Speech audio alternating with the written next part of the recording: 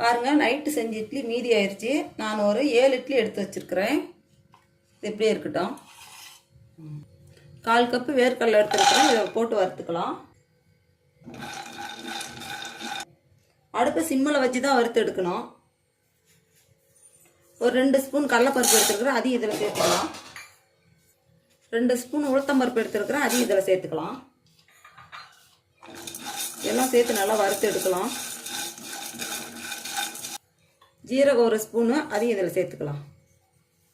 மல்லி 2 ஸ்பூன் எடுத்துருக்குறேன், அதையும் இதில் சேர்த்துக்கலாம்.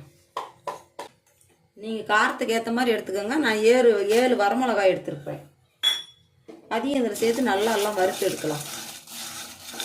பாருங்கள், எல்லாம் நல்லா வறுபட்டு போச்சு.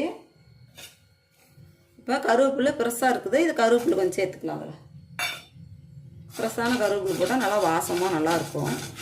இதையும் போட்டு நல்லா வறுத்து எடுக்கலாம். 5 பல்லு பூண்டு எடுத்து வச்சுருக்குறேன், அதையும் இதில் சேர்த்துக்கலாம். ஒளிக்காமலே சேர்த்துக்கலாம். தொல்லியோடையே சேர்த்து இதையும் சேர்த்து அதில் வறுத்து எடுத்துக்கலாம். 1/4 கப் பொட்டுக்கடலை எடுத்துருக்குறேன், அதையும் இதில் சேர்த்து வறுத்து எடுத்துக்கலாம். எல்லாம் சேர்ந்து வறுப்படுத்தும். பாருங்கள், எல்லாம் செவந்து வந்துருச்சு. ஒரு 2 நிமிஷம் இருந்தால் போதும். இப்போ ஸ்டவ் ஆஃப் பண்ணி எடுத்து வச்சிடலாம். ஆறட்டும். இப்போ எண்ணெய் சூடாயிருச்சு. நம்ம இட்லி போட்டு பொரித்து எடுத்துக்கலாம்.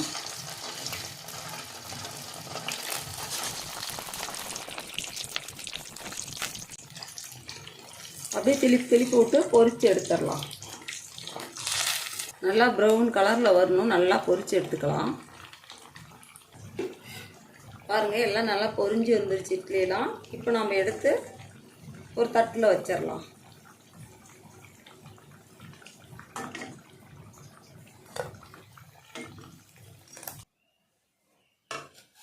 பாருங்கள், எல்லாம் ஆறிடுச்சு. இப்போ மிக்சி ஜாரில் போட்டு பொடி பண்ணி எடுத்துகிட்டு வந்துடலாம். இதுக்கு தேவையான அளவு உப்பு போட்டு பொடி பண்ணி எடுத்துகிட்டு வந்துடலாம். பாருங்கள், பொடி பண்ணி எடுத்துகிட்டு வந்தாச்சு. பாருங்கள், பொடி பண்ணி எடுத்துகிட்டு வந்தாச்சு. நல்லா வாசமாக இருக்குது. இப்போ இதை வச்சுட்டு இட்லி கட் பண்ணி எடுக்கலாம். இப்போ நம்ம இதை கட் பண்ணி எடுத்துக்கலாம். நமக்கு எந்த ஷேப் தேவைப்படுதோ அந்த ஷேப்பு கட் பண்ணி எடுத்துக்கலாம். உள்ளே பாருங்கள், நல்லா அப்படியே சாஃப்டாக இருக்குது. மேலே தான் மொறுமொறுன்னு இருக்குது. நமக்கு எவ்வளோ பெரிய பீஸ் தேவைப்படுதோ அந்தந்த அளவு போட்டுக்கலாம்.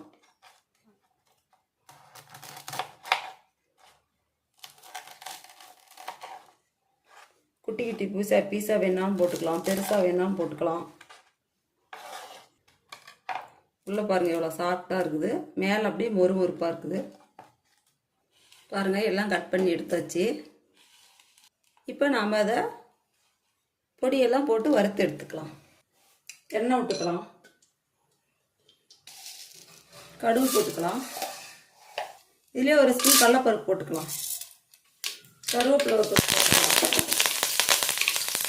ஒரு பச்சை மிளகாய் நறுக்கி வச்சுக்கிறோம், அதையும் இதில் சேர்த்துக்கலாம்.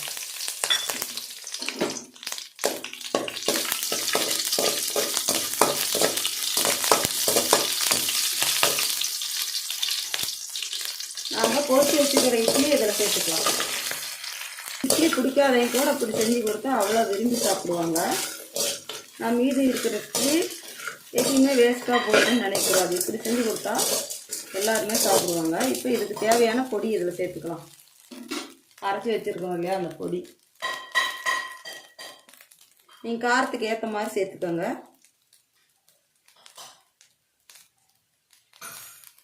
நான் கொஞ்சம் அதிகமாகவே சேர்க்குறேன்.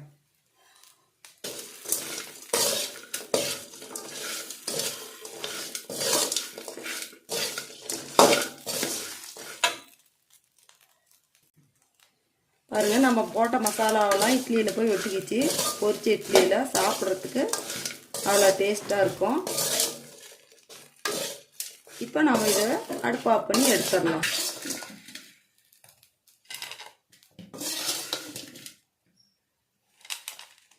பாருங்கள், நம்ம இட்லியை பொரித்து வறுத்து எடுத்தாச்சு. சாப்பிட்றதுக்கு அவ்வளோ ஒரு டேஸ்ட்டாக இருக்குது.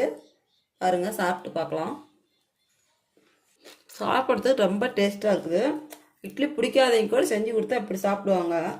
விரும்பி சாப்பிடுவாங்க. இது போல் நீங்கள் ஒரு முறை செஞ்சு பாருங்கள், அவ்வளோ டேஸ்ட்டாக இருக்குது சாப்பிட்றதுக்கே.